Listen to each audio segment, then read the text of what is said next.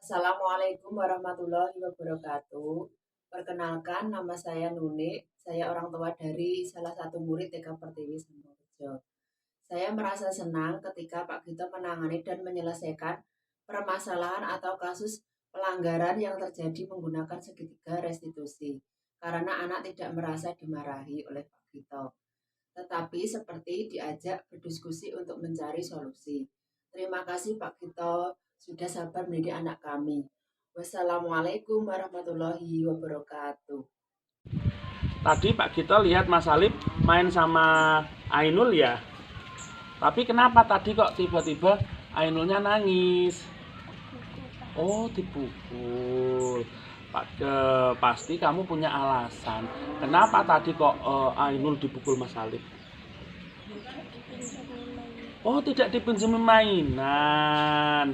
Oke, Pak Gito tidak menyalahkan Mas Alip, yo tidak menyalahkan Mas Ainul, tapi Pak Gito pengen rebutan mainan tidak terjadi lagi, biar mainnya sama temennya, kan main bareng-bareng sama temennya enak jadi rame. Nah, kira-kira yang kita yakini tentang memakai mainan apa ya? Mainannya itu kan punya sekolahan, terus kalau sudah dipakai teman tidak boleh direbut, gak pareng dioyok, terus sesama teman harus saling menghormati dan saling menyayangi ya, gitu ya Mas Alip ya. Sama temen karo kancane sing apik, sing rukun, mainannya bareng-bareng, temennya dipinjemi. Baik, kalau gitu kira-kira untuk selanjutnya Mas Alip mau rebutan mainan lagi apa tidak? Tidak rebutan ya, mainnya bareng-bareng ya. Oke, sip. Terima kasih. Besok lagi tidak rebutan mainan. Ada. Tadi Pak Gito lihat kamu main sama Saka ya? Iya. Tapi kenapa tadi tiba-tiba kok Saka nangis? Ada ambil jajanan Saka, Pak. Oh, Pak Gito tahu pasti kamu punya alasan. Kenapa kamu ambil jajannya Saka? Pengen, Pak. Oh, kepengen. Kalau kepengen kenapa kamu tidak beli? Saka bawa dari rumah, Pak. Oh, jajannya Saka dari rumah. Baik, besok lagi kalau pengen jajan nih temen, apa yang harus kamu lakukan? Bilang dulu sama yang punya. Oke, sip.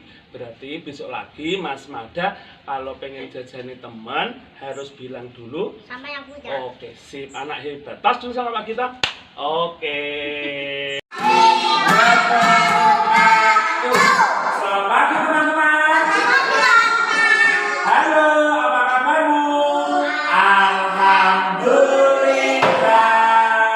kami senang, kami sehat, luar biasa. Oke.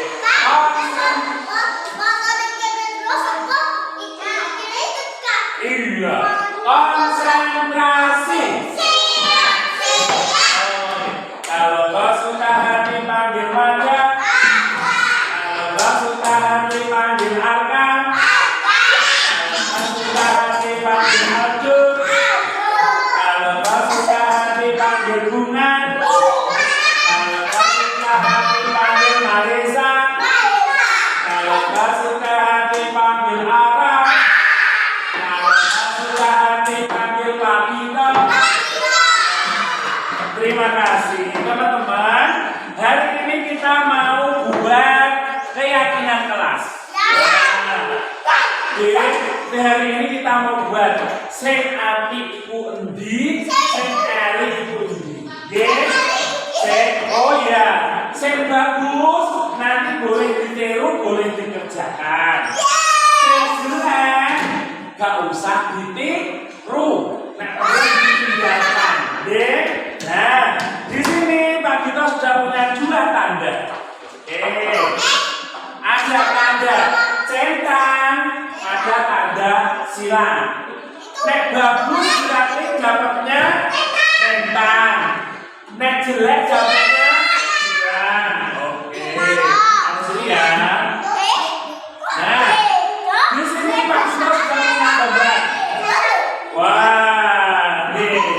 Sini, oke. Kak Bunda sudah punya gambar ya? Nah, ya, nanti aku tanya. Gambarnya ini. Nanti teman-teman maju, sebutkan gambarnya. Gambarnya apa?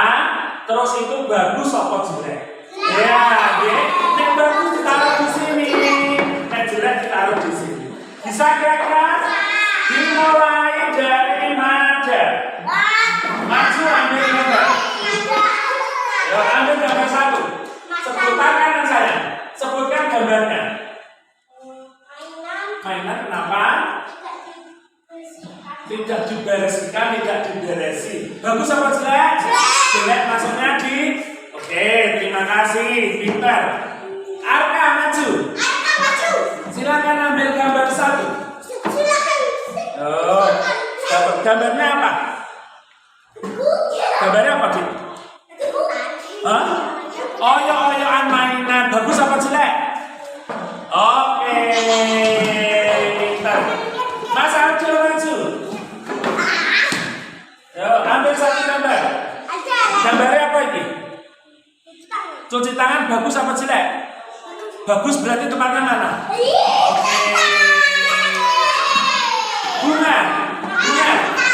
Bunga maju. Maju. Oke, sabar. Bunga ambil gambar satu. Gambarnya apa? Berbagi mainan hebat. Berarti bagus apa jelek? Bagus. Oke.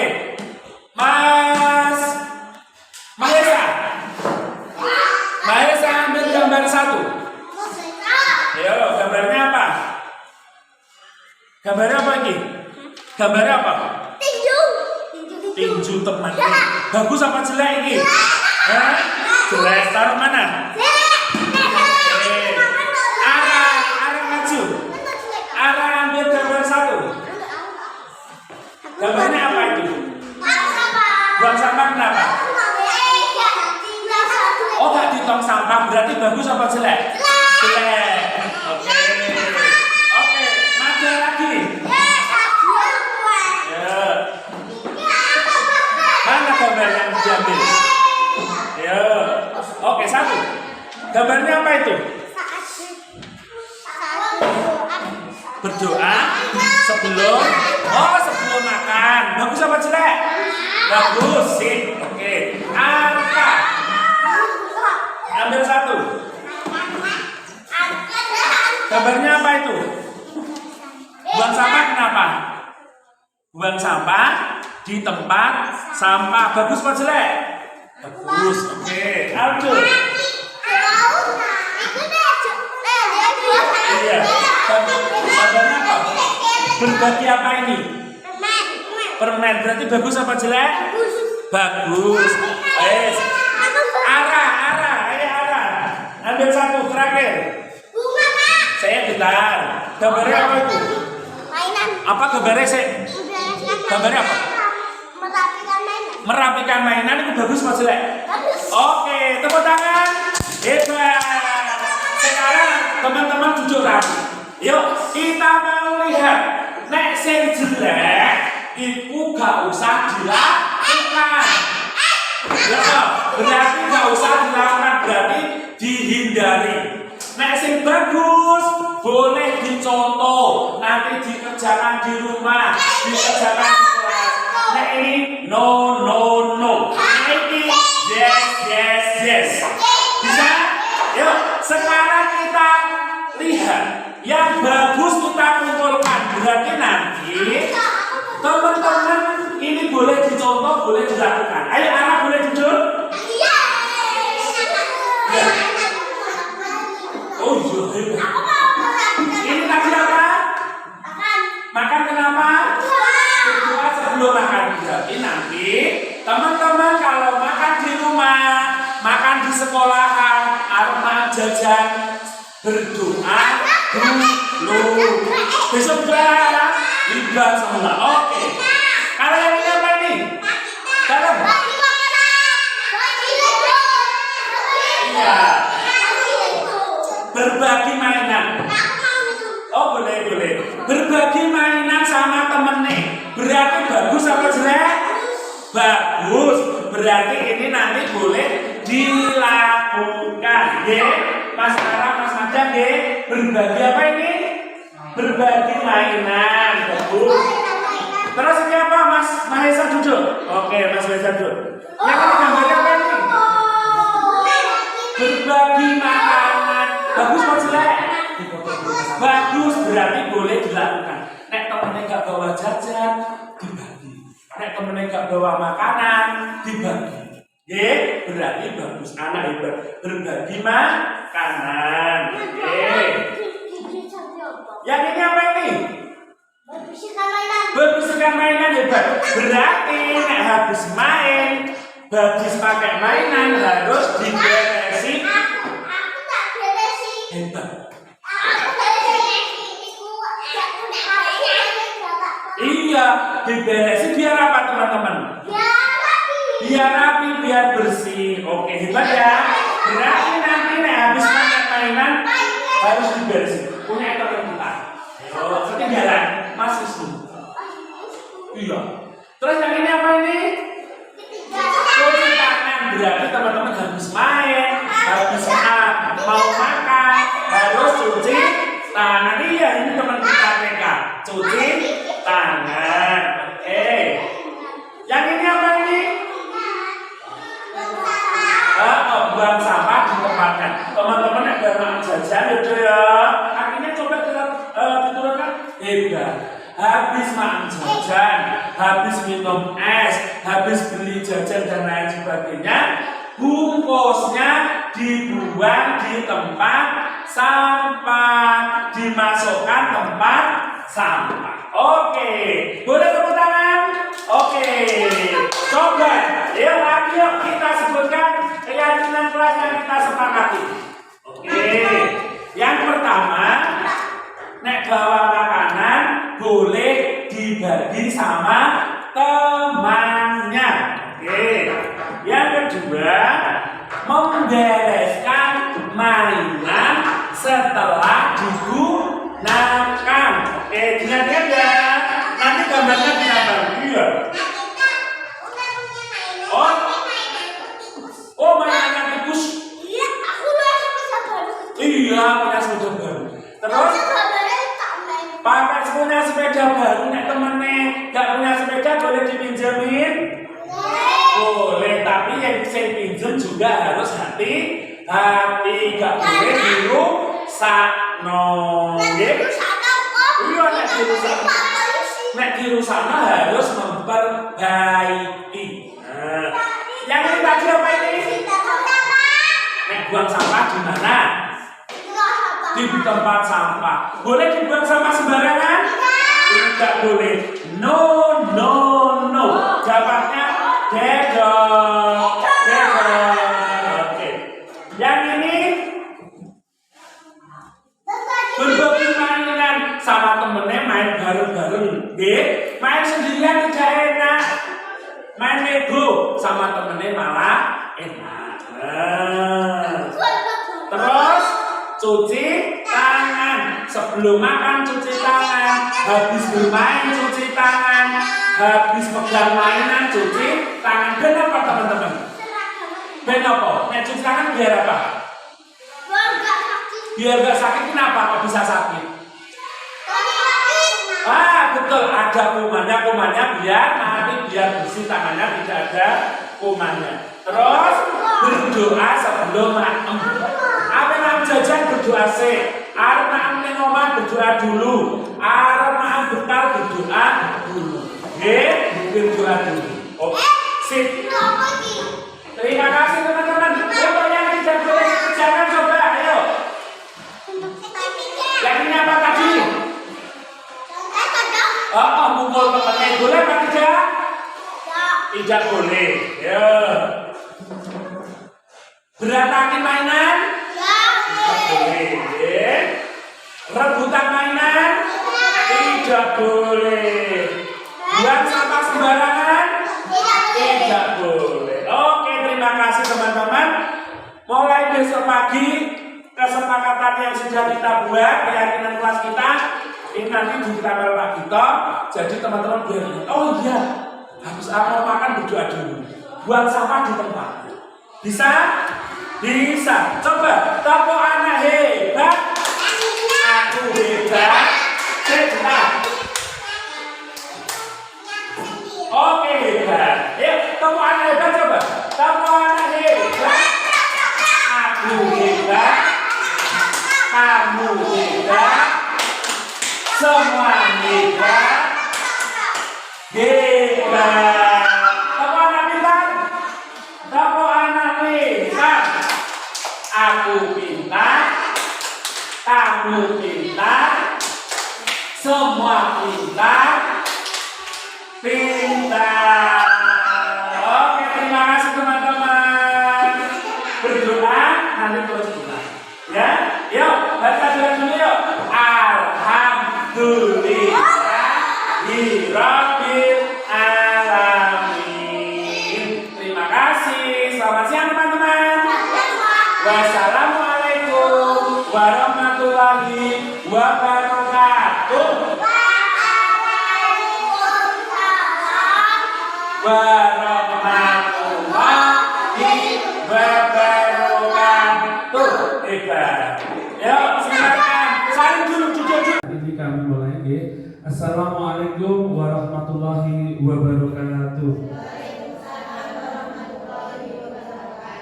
Yang terhormat Kepala TK Pertiwi Samborejo, yang kami hormati ibu-ibu anggota Gugus Mawar, yang kami hormati, terima kasih atas waktunya. Pertama, mari kita senantiasa untuk selalu bersyukur kehadirat Allah SWT karena atas limpahan rahmat, taufik serta hidayahnya sehingga kita dapat bertemu dan berkumpul di TK Pertiwi Samborejo dalam keadaan sehat walafiat, tak kurang sesuatu apapun. Sholawat setelah salam, marilah kita senantiasa haturkan kepada junjungan kita Nabi besar Muhammad SAW yang kita tunggu syafaatnya hari ini hingga akhir nanti. Ibu-ibu yang kami hormati, kami mengucapkan terima kasih sekali atas rawuh panjenengan. Izinkan kami di sini akan melakukan kegiatan aksi nyata modul 1.4 budaya positif, yaitu diseminasi penerapan budaya positif yang kami terapkan di TK Pertiwi Samborejo. Bapak Ibu, menurut saya berdiri di sini bukan berarti saya lebih pintar dari panjenengan, bukan berarti saya lebih tahu dari panjenengan. Di sini kita sharing bersama-sama, kita belajar bersama-sama. Saya mempunyai kewajiban dan tanggung jawab untuk mengimbaskan materi yang sudah saya dapatkan dari kegiatan program guru penggerak. Di sini kami ingin menyampaikan tentang budaya positif.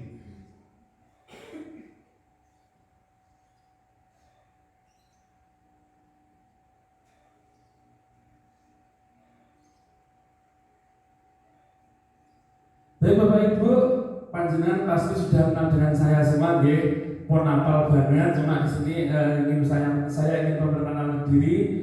Nama saya Sugito dari TK Pertiwi Samborejo, calon guru penggerak angkatan 5 Kabupaten Blora.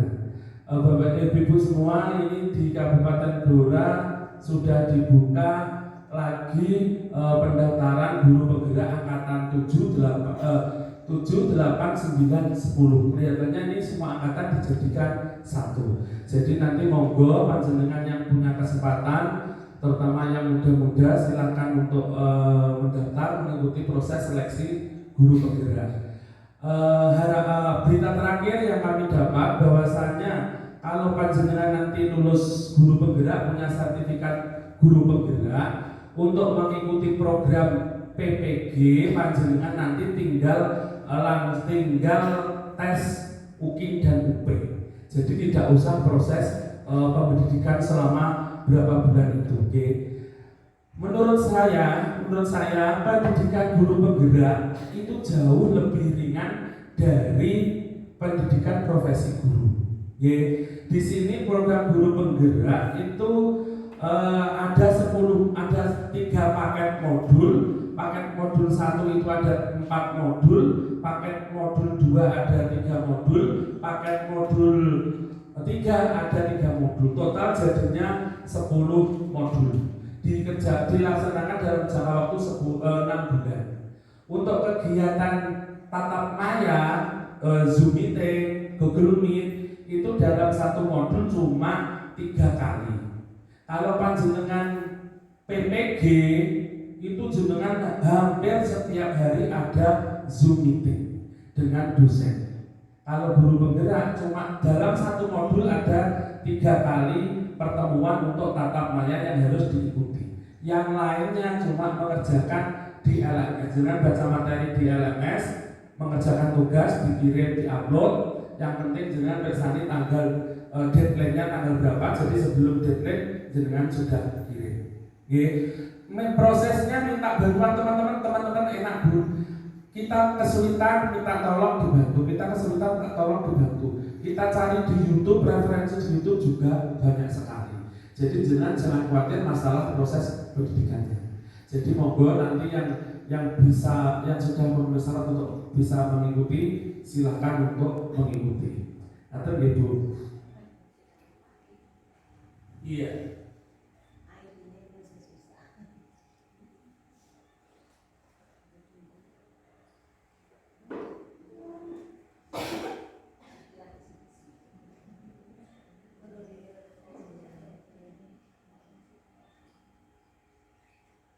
Bapak Ibu, sebelum mulai kegiatan agar kita fokus, agar kita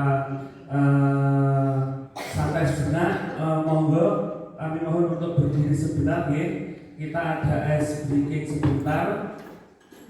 Judulnya tangan diputar, ini sudah sering dilakukan di dalam kegiatan ini. Nggih, monggo berdiri di belakang kursi boleh.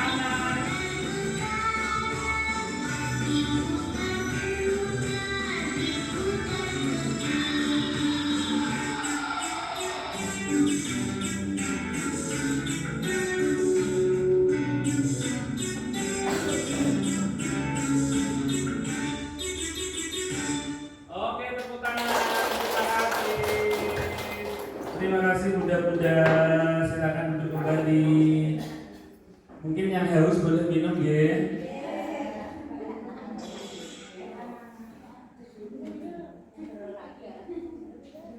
Oke, boleh disambil nanti jajannya Bun, sambil dahar jajannya boleh, sambil minum boleh. Kita posisi santai, oke.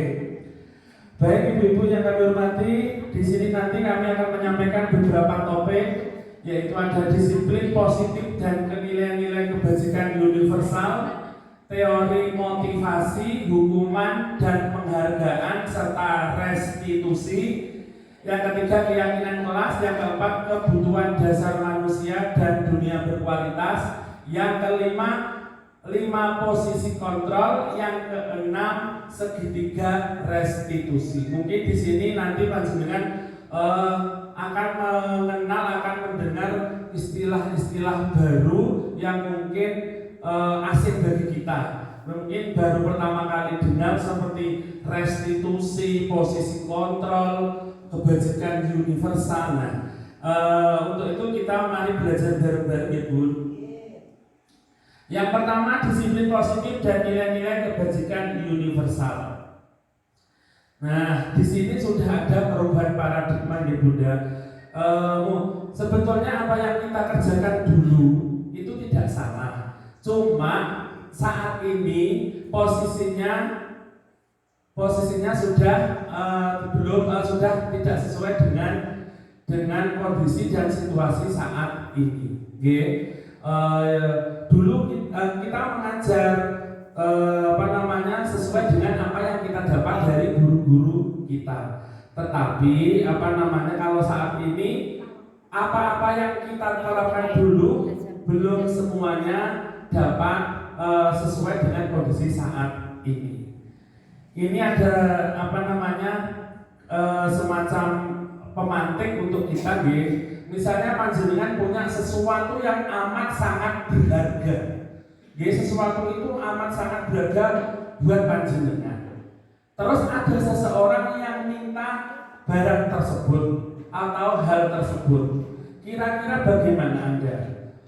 Mungkin ditawari ini yang lebih besar lagi nilainya, atau mungkin ditawari yang lebih banyak jenisnya. Nah, kemungkinan ada yang mau menukarkan, ada juga yang tidak mau menukarkan. Mereka yang mau menukarkan pasti punya alasan tersendiri. Yang tidak mau pun demikian juga pasti punya alasan tersendiri. Nah, di sini ada perubahan paradigma teori kontrol. Dulu kita beranggapan bahwa guru itu segalanya. Kita bisa mengarahkan murid, bisa membentuk murid seperti ini. Itu yang pertama, ada guru mengontrol murid. Yang kedua, kritik dan membuat orang merasa bersalah dapat menguatkan karakter. Nek bocah bar disuweneni, bar di sidang yang ruang BK, kita harapannya anak tersebut bisa berubah, bisa menjadi anak yang lebih baik. Kemudian ada semua penguatan positif, efektif dan bermanfaat. Kemudian orang dewasa memiliki hak untuk memaksa. Biasanya kita di sekolah, Bun, kita biasanya itu setiap membuat aturan itu kita langsung menerapkan. Masuk jam 7, Pak hari Senin pakai seragam ini, Selasa pakai ini. Itu namanya kita memaksa, memiliki hak untuk memaksa pada anak karena kita lebih dewasa. Nah, dengan adanya perkembangan zaman, ada stimulus respon dan teori kontrol. Nah, di sini ada perbedaan tentang stimulus respon dan teori kontrol. Kalau stimulus respon itu biasanya mengubah orang agar berpandangan sama dengan kita, biar seide dengan kita. Tapi kalau teori kontrol, kita berusaha memahami orang tersebut. Kita memahami pandangan orang lain, bukan harus sama dengan kita, tapi kita juga harus menyadari, memahami keinginan, terus ide, inisiatif dari orang lain. Untuk stimulus respon, perilaku buruk dilihat sebagai suatu kesalahan. Misalnya anak datangnya telat, terus tidak mau mengerjakan tugas, kita cap sebagai suatu kesalahan. Tetapi dalam teori kontrol, semua perilaku baik buruk, baik kegiatan yang baik itu pasti memiliki tujuan. Nah, di sini kita itu dituntut untuk menggali, mencari kenapa anak melakukan tersebut, tujuannya untuk apa. Nah, di situ kita yang kita harus pelajari. Bukan kita kok kamu telat, kamu datangnya terlambat, kamu harus berdiri di luar, berdiri satu kaki. Nah, seperti itu sudah tidak zamannya lagi. Terus yang selanjutnya, orang lain bisa mengontrol saya. Berarti anggapan dulu orang lain itu bisa mengontrol saya. Tapi dalam teori kontrol, hanya Anda yang bisa mengontrol diri Anda sendiri. Orang lain tidak bisa mengontrol panjenengan. Meskipun jenengan diarahkan seperti ini, tapi kalau jenengan punya keyakinan bahwa saya kayak seperti itu tidak baik, saya maunya seperti ini, ya tetap dijalankan. Kadang panjenengan mengikuti perintah orang lain tapi dengan tidak sepenuh hati.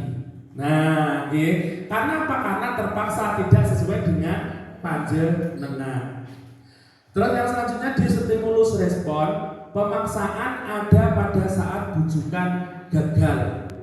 Kalau di teori kontrol, kolaborasi dan konsensus menciptakan pilihan-pilihan baru. Nah, di sini itu ada semacam kesepakatan, kita diajak rundingan, kita diajak komunikasi mengenai suatu masalah. Kalau di stimulus respon, model berpikir menang kalah. Yang menang siapa?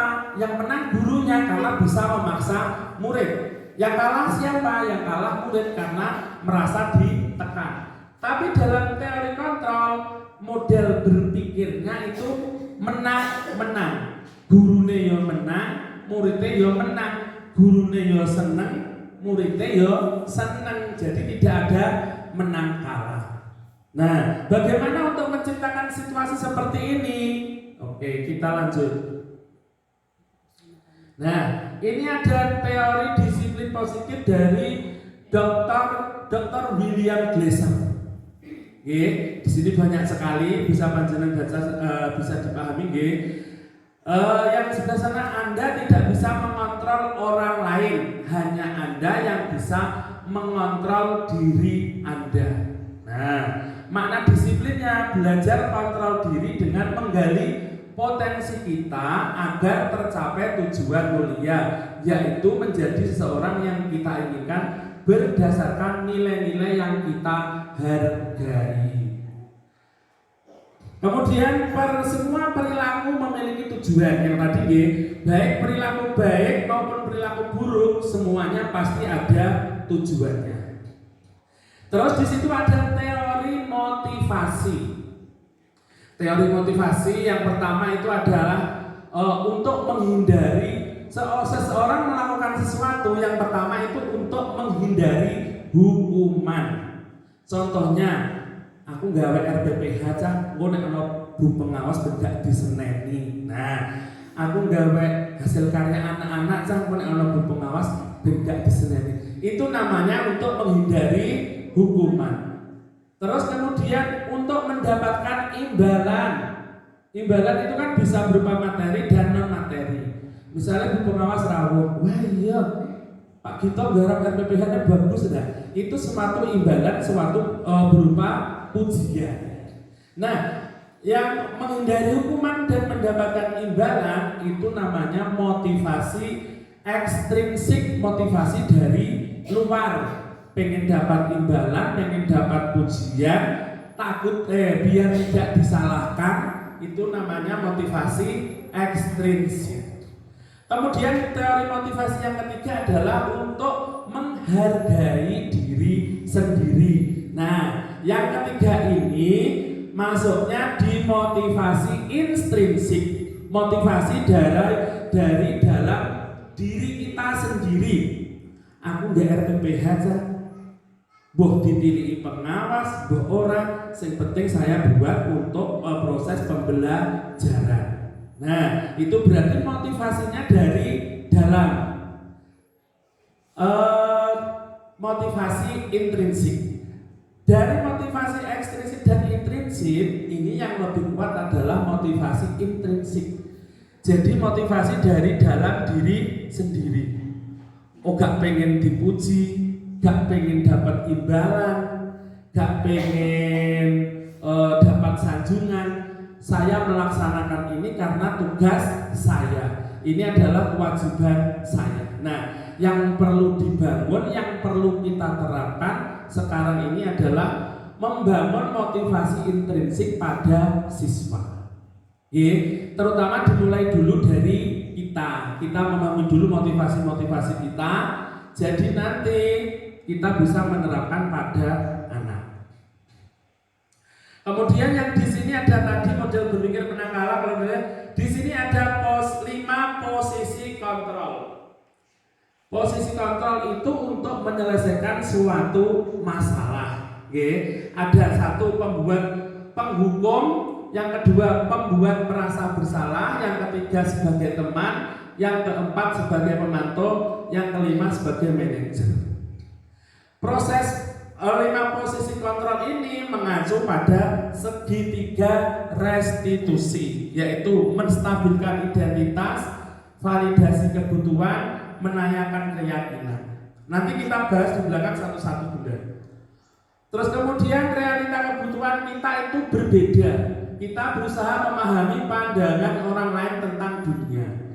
Setiap orang memiliki gambaran yang berbeda. Dalam satu ruangan ini,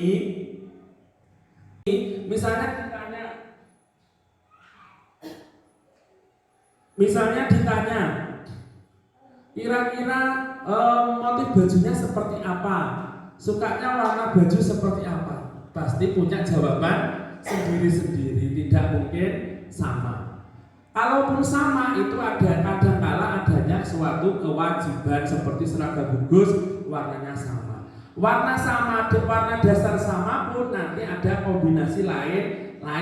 Seperti Bunda Pati sudah punya, sudah jadi motif dikreasi dengan warna biru. Mungkin bunda-bunda yang lain nanti juga dikreasi dengan warna yang lain. Nah, itu berarti setiap orang memiliki gambaran yang berbeda. Kemudian di sini ada 5 kebutuhan dasar manusia. Yang pertama bertahan hidup, yang kedua penguasaan, yang ketiga kasih sayang dan rasa diterima, yang keempat kesenangan, yang kelima kebebasan. Nah, kita kadang mengatakan tentang disiplin. Nah, ini ada berbagai pengertian tentang disiplin, Bunda G. Berasal dari bahasa Latin disiplina yang artinya belajar. Ada lagi makna asal dari kata ini berkonotasi dengan disiplin diri dari murid-murid Socrates dan Plato, tokoh-tokoh pendidikan ini ya. Disiplin membuat orang menggali potensinya menuju sebuah tujuan apa yang dia hargai. Namun dalam budaya kita, makna kata disiplin telah berubah menjadi sesuatu yang dilakukan seseorang pada orang lain untuk mendapatkan kepatuhan. Kecenderungan umum adalah menghubungkan kata disiplin dengan ketidaknyamanan, bukan dengan apa yang kita hargai atau pencapaian suatu tujuan mulia. Biasanya kita menerapkan disiplin di sekolah dengan membuat peraturan. Kira-kira yang membuat peraturan itu sinten nggih? Yang membuat peraturan biasanya dari guru atau mungkin dari kepala sekolah atau mungkin dari rapat kepala sekolah. Apakah kita pernah berpikir mengajak anak untuk membuat suatu peraturan? Nah, selama ini kan tidak ya. Kita membuat aturan dibuat dari kita sendiri, dari sudut pandang guru. Murid tidak pernah kita ajak untuk membuat suatu aturan. Berarti kita belum memikirkan apa yang diinginkan atau yang dibutuhkan oleh murid. Disiplin positif merupakan pendekatan mendidik anak untuk melakukan kontrol diri dan pembentukan kepercayaan cara menerapkan disiplin positif yaitu dengan mendiskusikan keyakinan kelas, mengajak anak untuk melakukan rutinitas yang positif. Kalau panjenengan tadi masuk di sini kami membuat keyakinan kelas Bunda ya, di depan tadi ada banner ini keyakinan kelas. Keyakinan kelas kami yang pertama tentang membuang sampah. Kalau kita membuat aturan, kalau membuang sampah di tempat sampah itu peraturan dari kita. Tapi kalau kita tawarkan dengan anak, non sewu untuk anak SD biasanya dengan menulis. Tapi karena kita anak usia dini, menulisnya membaca belum begitu bisa, saya kemarin menerapkan dengan gambar. Ada gambar membuang sampah di tempat sampah dan ada gambar membuang sampah sembarangan. Saya tawarkan pada anak, kira-kira anak-anak mau yang mana? Saya tanya dulu gambarnya. Ini gambar apa ya? Buang sampah sembarangan Pak ini. Yang ini buang sampah bagus Pak di tempat sampah dan sebagainya. Nah sekarang untuk anak-anak mau pilih yang mana? Mau yang buang sampah sembarangan atau mau buang sampah di tempat sampah? Nah dengan sendirinya anak-anak akan menjawab mau buang sampah di tempat sampah. Oke, kita setujui ya buang sampah di tempat sampah. Gambarnya kita buat, kita tempel di dinding, mungkin di dinding depan kelas, mungkin di samping kelas dan lain sebagainya. Kita tempeli gambar-gambar hasil kesepakatan keyakinan kelas. Jadi anak setiap lewat, oh iya gambarku jadi ini. Anak pasti akan ingat tentang sesuatu yang sudah dibuat. Jadi kita lebih enak dengan seperti itu daripada kita membuat tulisan masuk jam sekian. Itu menurut kami belum efektif karena anak belum memahami. Tapi kalau anak diajak berdiskusi, anak akan lebih nyantol di hatinya, itu lebih mengenal. Nah ini contoh-contoh nilai-nilai kebajikan universal ya Bunda. Setiap perilaku atau perbuatan memiliki suatu tujuan. Dari Dr. William Glasser. Ini bisa dibaca ya. Terus yang sedang viral sekarang yaitu yang ini. Nilai-nilai kebajikan yang ingin dicapai setiap anak Indonesia, berarti seluruh anak Indonesia kita kenal dengan profil pelajar Pancasila. Nah, apa saja itu profil pelajar Pancasila? Nah, di sini ada 6 ini, beriman, bertakwa kepada Tuhan Yang Maha Esa dan berakhlak mulia, mandiri, bernalar kritis, berkebinekaan global, bergotong royong dan kreatif. Nah, sekarang perilaku seperti ini yang sedang digembar-gemborkan pemerintah untuk kita ajarkan, untuk kita biasakan pada peserta didik. Nah, nanti output kita harapannya hasil akhir dari pembelajaran kita diharapkan seperti ini. Kita mempunyai murid yang mempunyai karakter seperti ini, kreatif, bergotong royong, berguna. Nah nanti ini kalau dijabarkan, diuraikan pun akan panjang dan lebar lagi.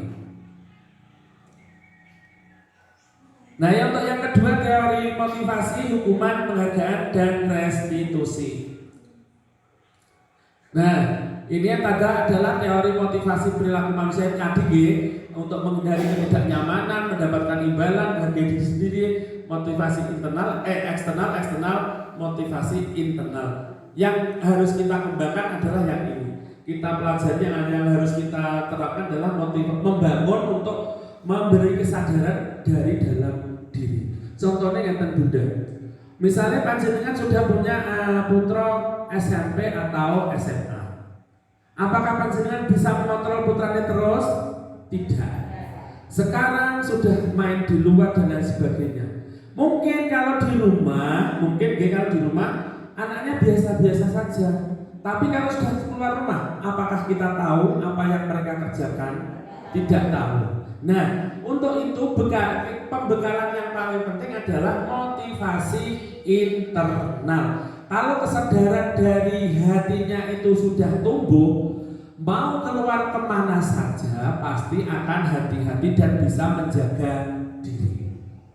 Kalau motivasinya cuma motivasi eksternal, nek nomah ketok mundut-mundut cah ben gak nenek aku bener. Tapi kalau di luar main sono main semila kita tidak tahu. Jadi kalau tidak punya motivasi internal, biasanya anak akan mudah terpengaruh dalam pergaulan.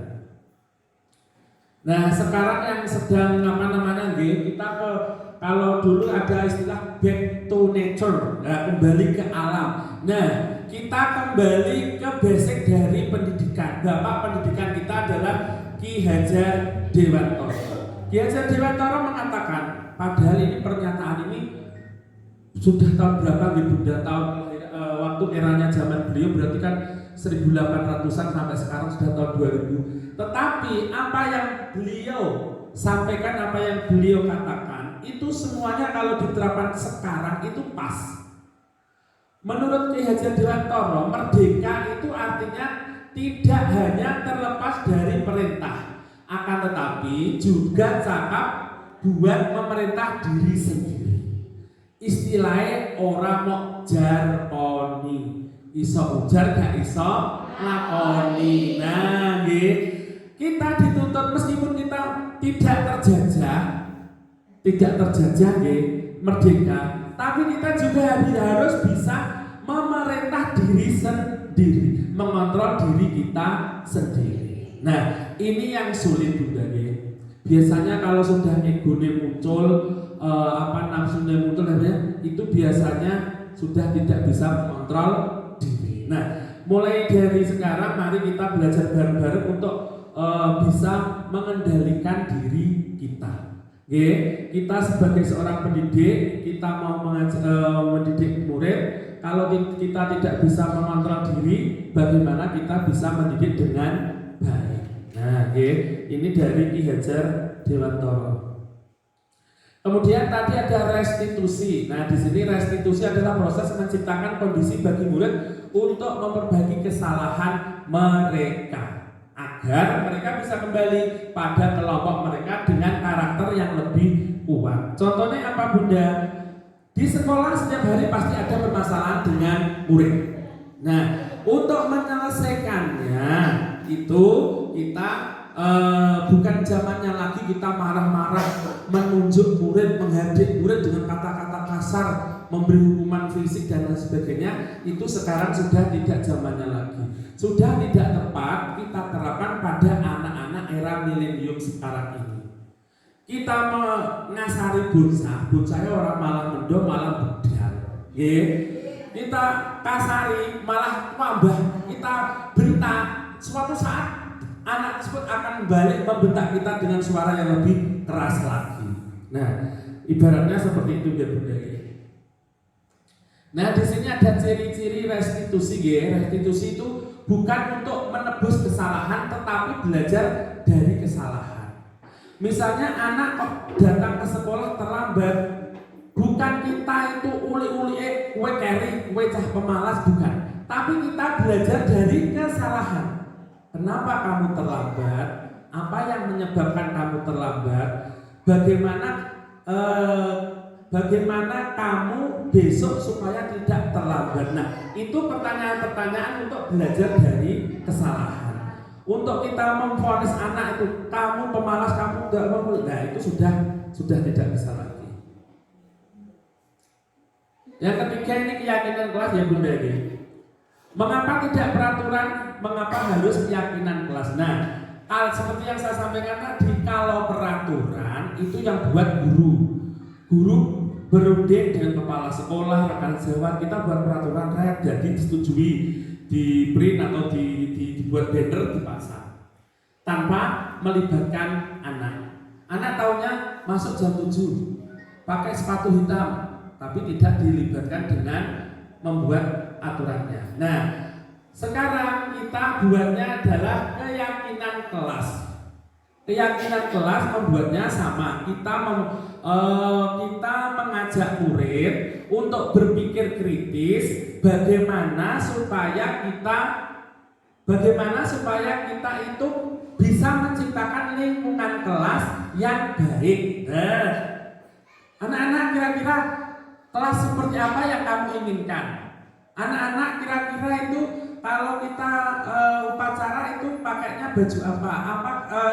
Kalau kita upacara itu sebenarnya posisi kita bagaimana? Nah, pertanyaan-pertanyaan tersebut kalau anak bisa menjawab itu biasanya nyantel di pikiran lebih kuat daripada kita ayo baris yang rapi ini tapi itu cuma sekedar suruhan, bukan niat dari dalam hati peserta didik.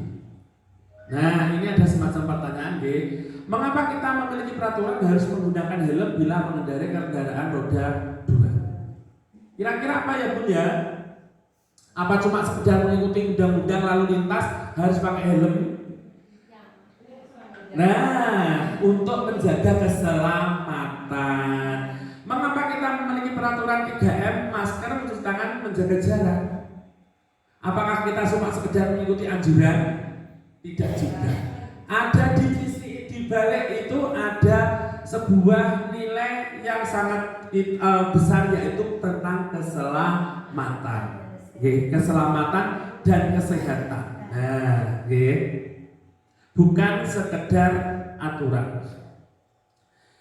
Nah, di sini ada peraturan, ini ada diagram ada peraturan kelas, naik lagi keyakinan kelas, lingkungan positif, budaya positif. Kalau peraturan kelas itu sudah ada, kita naikkan jadi keyakinan kelas, harapannya nanti peserta didik akan patuh dan taat melakukan keyakinan kelas. Jadi tidak ada lagi pelanggaran, tidak ada lagi kasus-kasus peserta didik. Kalau keyakinan kelas sudah terbentuk, nanti lingkungannya akan menjadi lingkungan yang positif. Kalau sudah lingkungannya positif, akan menjadi budaya positif. Budaya positif berarti mencakup keseluruhan seluruh ekosistem yang ada di sekolahan, baik dari peserta didik, wali murid, guru dan tenaga kependidikan, penjaga kebunnya dan lain sebagainya. Nanti semuanya akan mempunyai budaya positif. Harapannya seperti itu.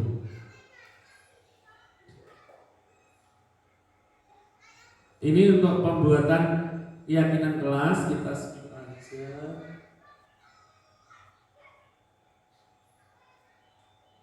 Nah, ini contohnya Bun. Kembalikan buku ke tempatnya. Itu suatu peraturan karena semacam perintah. Nah, kalau kita buat keyakinan kelas, akan muncul, yang dimunculkan adalah tanggung jawab.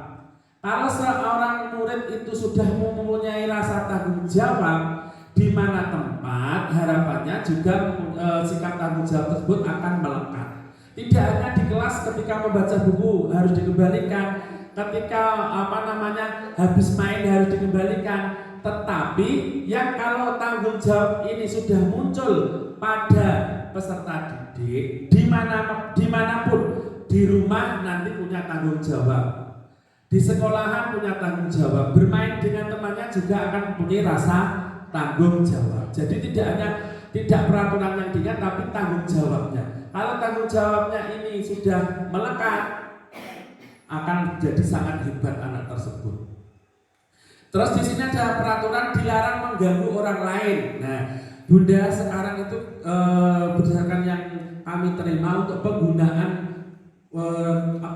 kalimat negatif itu kan disuruh untuk mengurangi, kalau bisa suruh menghindari. Jadi kita itu untuk menyampaikan pada anak-anak itu harapannya memakai bahasa yang positif. Jangan lari-lari, kita ganti, Dek jalannya pelan-pelan.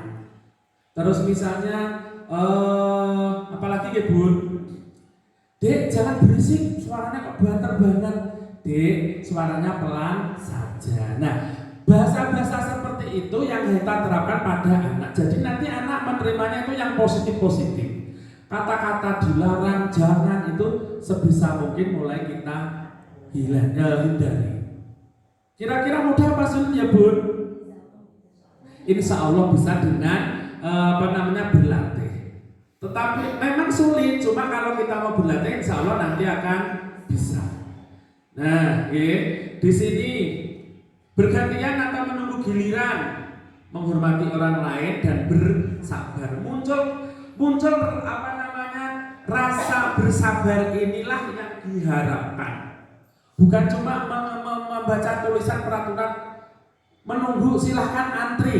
Nah, meskipun sudah ada tulisan silahkan antri, biasanya Bun, misalnya kita antri di bank itu Bun, sudah ada nomornya, itu pun kadang kita suwene yo rada begina. Kalau kita sudah muncul sikap bersabar, ape suwi, ape sediluk, sabar.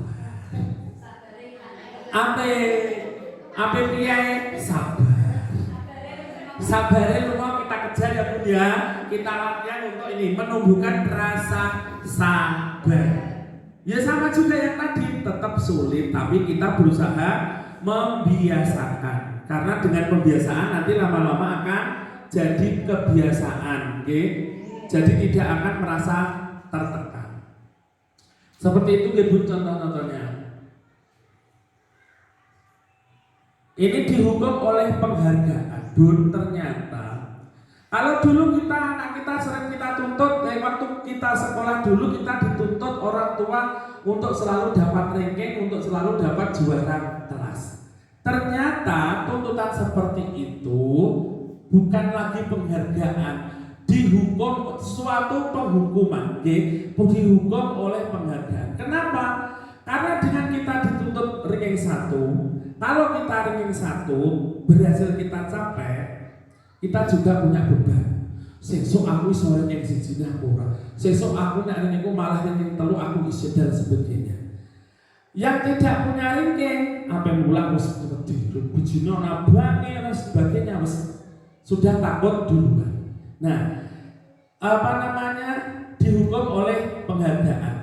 Ini penghargaan menurunkan kualitas, penghargaan mematikan kreativitas, penghargaan mengurangi motivasi intrinsik. Ini akibat dari sebuah penghargaan. Tetapi Bun, untuk di TK, khususnya pendidikan anak usia dini, kita sering dan selalu hampir setiap hari memberi iming-iming penghargaan. Nah, ternyata penghargaan itu bisa berbanding balik menjadi sebuah hukuman. Nah, ini contoh-contoh tindakan guru. Di sini nanti ada tindakan, nanti masuknya itu menurut panjenengan masuk hukuman atau konsekuensi. Kalau hukuman itu karena melakukan kesalahan dan harus dihukum, itu yang memberi hukuman adalah satu pihak. Kalau konsekuensi itu melakukan kesalahan dan punya itikat untuk memperbaiki, ini namanya konsekuensi. Kalau hukuman itu kita dipaksa baru melakukan salah itu diberi hukuman. Karena betul beda di bener, tapi lewat hukuman. Yang pertama, mencatat 100 kali di dalam buku kalimat saya tidak akan terlambat. Ini termasuk hukuman atau konsekuensi ya Bun? Ini termasuk hukuman. Nah, terus mengganti kertas tugas teman yang telah dicoret-coret. Berarti ini konsekuensi karena wis dicoret-coret ya ngijoli. Nah, ini termasuk konsekuensi. Membersihkan tumpahan air di meja tulis karena tersenggol saat belajar. Ini juga termasuk konsekuensi menggantikan. Murid disuruh mengenakan sepatu sehari di sekolah karena tidak mengenakan sepatu hitam. Dihukum, ini dihukum. Terus ini ada yang kedua yang ditulis tebal Bunda. Yang atas, lari mengelilingi lapangan basket 2 kali karena terlambat hadir di sekolah. Yang kedua, lari mengelilingi lapangan basket 2 kali karena terlambat 10 menit untuk pelajaran PJOK atau olahraga. Yang atas masuk apa Bunda? Hukuman. Yang bawah konsekuensi, betul. Karena ini ada hubungannya dengan pelajaran PJOK, pelajaran olahraga. Nah, ini perbedaannya antara hukuman dan konsekuensi. Kalau hukuman itu menyakitkan, harus terjadi tapi menyakitkan. Kalau konsekuensi memang harus terjadi tapi tidak menyakitkan. Contohnya pripun? Hukuman misalnya anak dihukum di depan kelas suruh berdiri di depan teman-temannya. Menyakitkan karena pertama malu, rasa malunya itu tidak akan lupa seumur hidup. Misalnya panjenengan dulu, nun sewu misalnya pernah melakukan kesalahan dihukum gurune sing kira-kira membekas sampai sekarang pasti masih ingat. Nggih. Nah, harapannya kita tidak seperti itu. Aku dhisik dihukum guruku seperti ini, isinku sampai saat ini masih ingat. Apalagi ada reuni sing elek iki dhisik dihukum anu ini suruh berdiri apa disuruh apa pasti masih ingat. Nah, harapannya sekarang kita tidak seperti itu. Kita tidak membuat hukuman yang menyakitkan pada anak.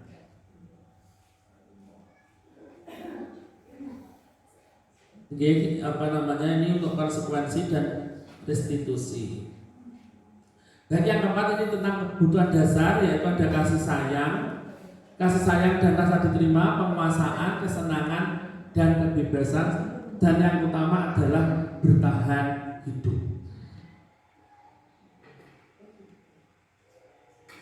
Ini posisi kontrol Bunda.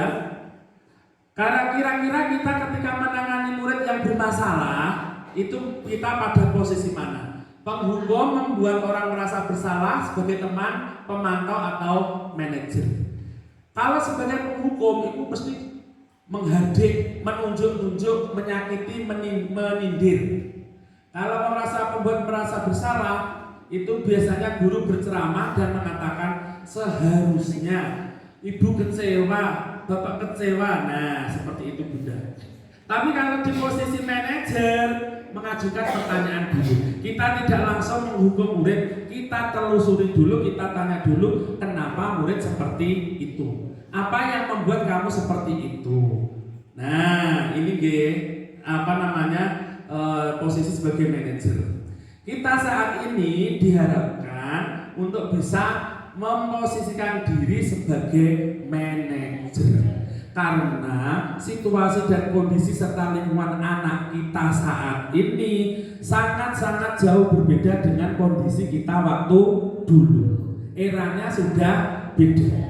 Dulu melihat guru wedi, dan saiki wah, seperti itu. Balane malah diajak ngopi bareng. Nah, alamnya sudah, zamannya sudah berbeda. Jadi kita bisa memposisikan sebagai manajer. Setiap kita menghadapi murid yang bermasalah, kita mau menyelesaikan, kita tanya dulu, kita cari informasi dulu apa yang terjadi, apa yang menyebabkan, terus kita bareng-bareng ajak anak tersebut mencari solusi bagaimana agar ini tidak terjadi lagi. Nah, seperti itu. Jadi anak itu merasa dihargai. Kalau anak merasa dihargai, biasanya juga menghargai gurunya. Kalau kita mempermalukan murid, suatu saat kita juga akan dipermalukan oleh murid. Nah, ini di skip aja.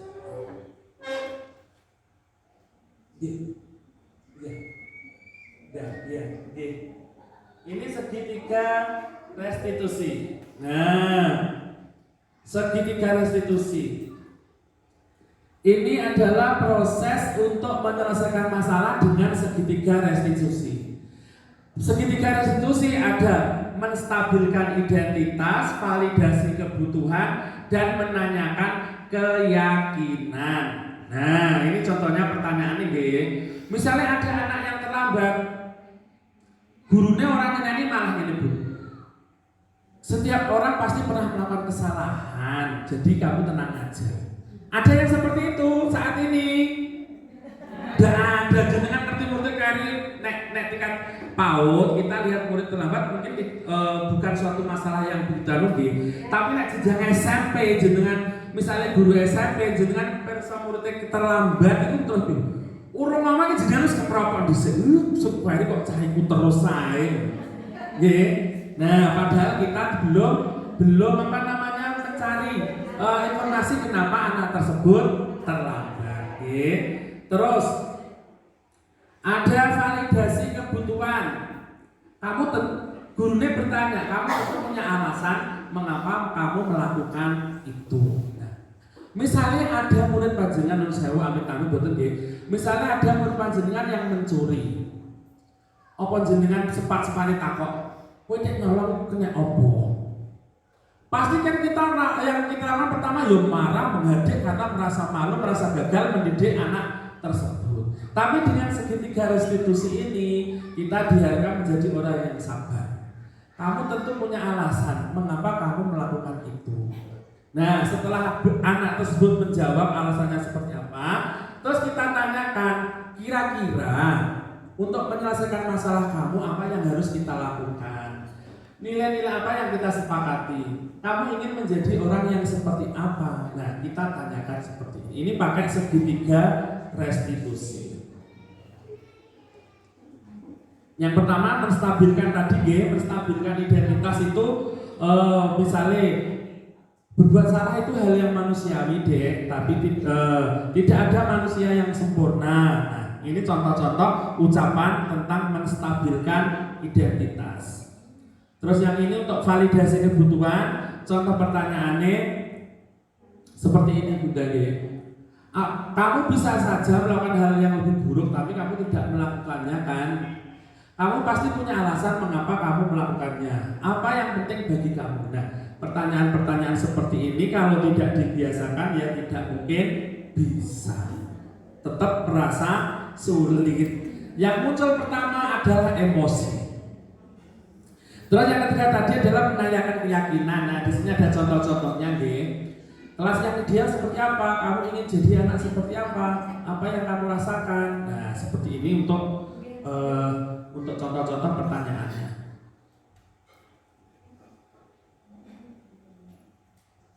Baik Bunda, di sini kami ada video kemarin membuat keyakinan kelas, proses keyakinan kelas. Kita lihat sebentar ya Bunda.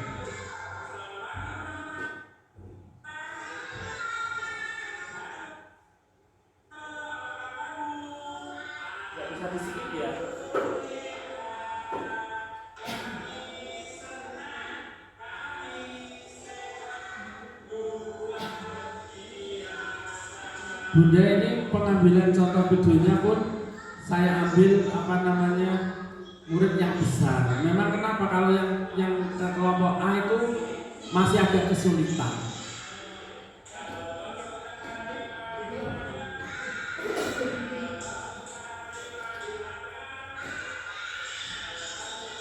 Tidak bisa dicepetkan Nanti sampai tengah nanti kita sudahi untuk satu contoh saja.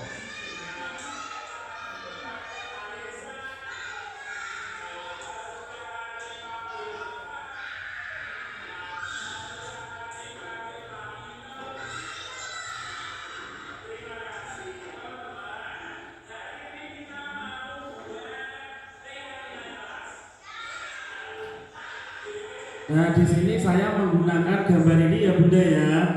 Kita kalau pakai bahasa saja itu untuk anak-anak belum mengerti. Tapi kalau kita pakai gambar, pakai tanda silang untuk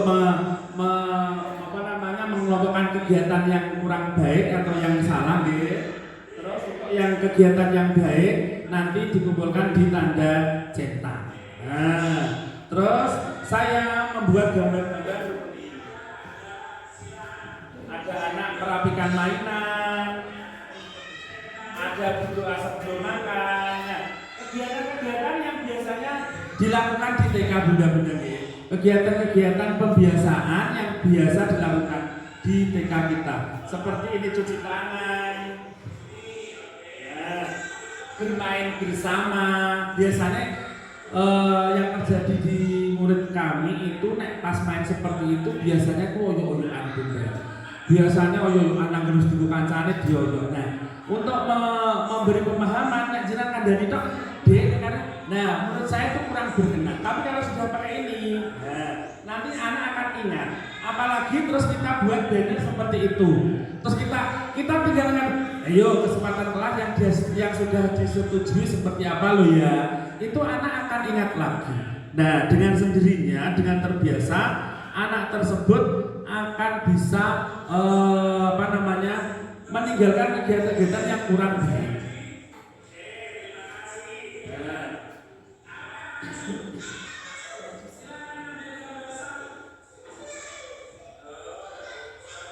Mengambil gambar, terus menyebutkannya.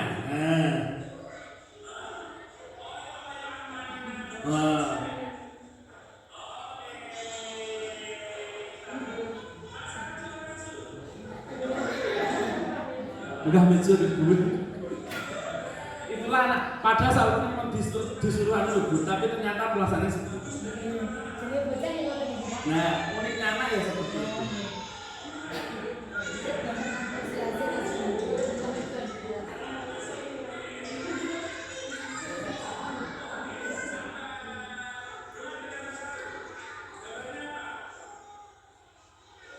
Membagi mainan. Lagi Bu, nanti kalau gambar sudah selesai, terus kita ambil gambar yang ada di tanda silang, ada yang ada di tanda cetak. Nanti kita kuatkan lagi, terus kita gambarnya ini mungkin bisa ditempel-tempel. Kalau saya kemarin buat banner seperti di luar itu, jadi setiap lewat anaknya akan ingat, oh ya gambarnya seperti itu. Nah, ini bannernya ya Bunda, keyakinan kelas yang sudah disepakati tadi, yang ada di tanda centang adalah ini, berarti bisa ditiru atau dikerjakan. Yang di bawah tanda silang berarti sebisa mungkin untuk ditinggalkan. Nah, ini contoh penerapan segitiga restitusi. Main sama Saka ya. Tapi kenapa tadi tiba-tiba kok Saka nangis? Pak Gito tahu, pasti kamu punya alasan. Kenapa kamu ambil jajannya Saka? Oke, kalau begitu kenapa kamu tidak beli? Oh, jajannya Saka dari rumah. Baik, besok lagi kalau pengen jajan di teman, apa yang harus kamu lakukan? Oke, sip. Berarti besok lagi Mas Maja kalau pengen jajan di teman harus bilang dulu. Oh, si anak yang bertarung sama kita. Oke. Nah, penyelesaian masalah yang diharapkan adalah seperti ini ya Bunda. Tidak langsung ngamuk-ngamuk jajannya temannya diambil. Nah, tapi kita memang harus berusaha. Okay? Sulit, gampang apa sulit? Tetap sulit ya menurut saya. Tapi kita berusaha. Ini juga kasusnya sama. Waktu mainannya teman direbut. Nah, okay.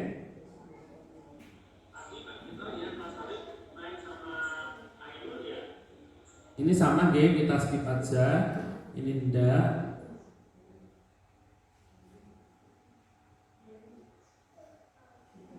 Ini punya Tengah Dedan. Terima kasih. Bunda-bunda, kayaknya selesai ya Bunda ya.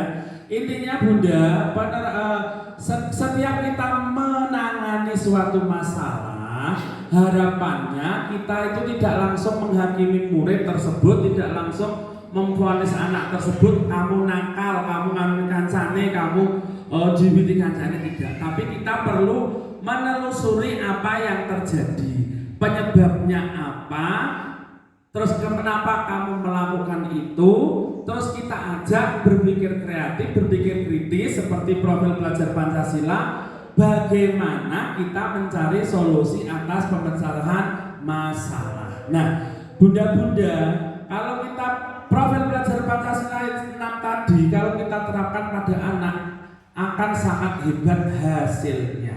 Oke. Saat ini dengan era globalisasi sembarang pun bebas pun cara menyelesaikan masalah, cara berpikir kritis itu sangat-sangat diperlukan. Terutama dibentengi dengan beriman dan bertakwa kepada Tuhan yang Maha Esa. Nah, beriman dan bertakwa pada Tuhan yang Maha Esa, lalu ada kreatif, inovatif dan lain sebagainya. Kalau kita bisa menerapkan hal tersebut pada murid kita, insya Allah murid kita akan jos. Cuma kita itu di pendidikan fondasi. Di fase PAUD itu pendidikan fondasi. Ibarat membuat rumah, fondasi tidak akan terlihat. Yang terlihat adalah dinding atap. Padahal ada fondasi, kalau tidak ada fondasi tidak akan kuat. Sebuah bangunan tanpa fondasi akan roboh. Bisa berdiri, tapi mungkin dalam jangka waktu dekat akan roboh. Jadi tugas kita sebagai pendidik PAUD diharapkan bisa membuat fondasi yang kuat pada anak-anak. Meskipun apa yang kita kerjakan, apa yang kita laksanakan itu tidak terlihat sekarang, tapi kita tetap berusaha dengan sebaik mungkin, sebaik-baiknya. Atau nggih Bunda nggih, kita tetap belajar bareng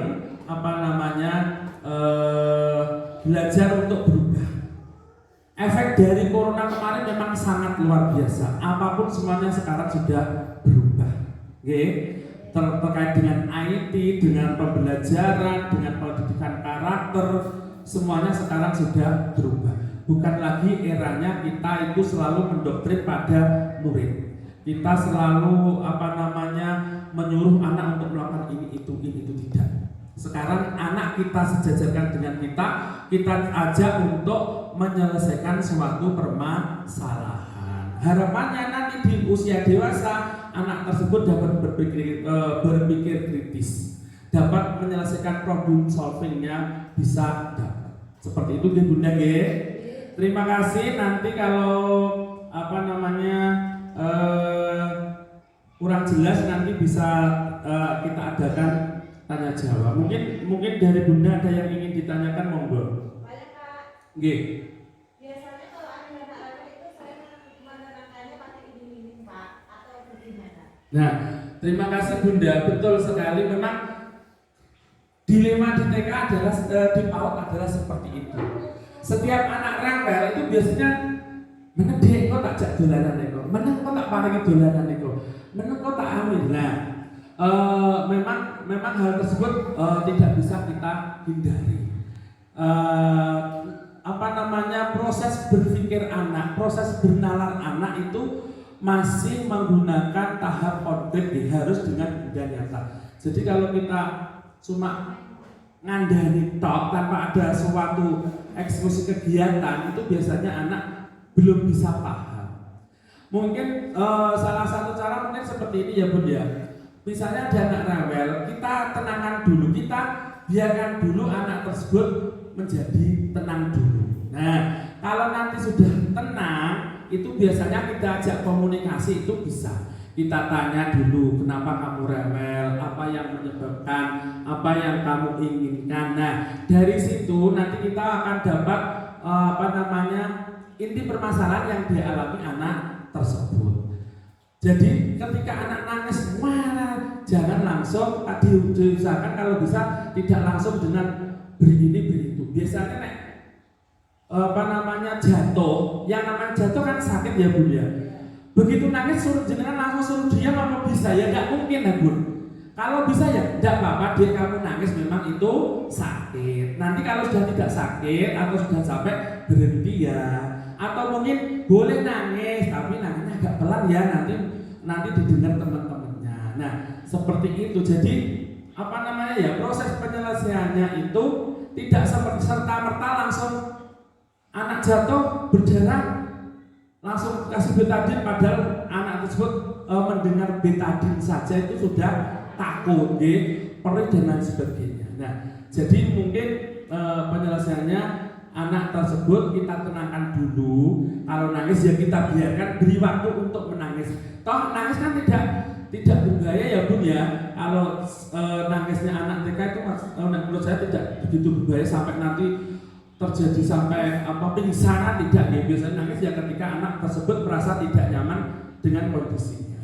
Jadi mungkin nanti bisa disiasati, kita tenangkan dulu anak tersebut biar tenang. Kalau sudah tenang baru kita masukkan tadi segitiga restitusi. Kita tanyakan sebabnya, kenapa, terus apa yang dimau atau kira-kira untuk menyelesaikannya seperti apa. Seperti itu ya Bun ya. Terima kasih Bunda-bunda demikian yang dapat kami sampaikan Bunda. Kurang lebihnya kami mohon maaf. Kalau ada salah-salah kami mohon maaf. Memang keterbatasan dari kami, daya tangkap kami dalam mengikuti pembelajaran seperti ini mohon untuk dimaklumi, mohon untuk dimaafkan. Sekali lagi terima kasih. Mari kita belajar bareng untuk menjadi guru PAUD yang lebih baik lagi. Terima kasih. Kami akhiri. Wabillahi taufiq wal hidayah. Wassalamualaikum warahmatullahi wabarakatuh.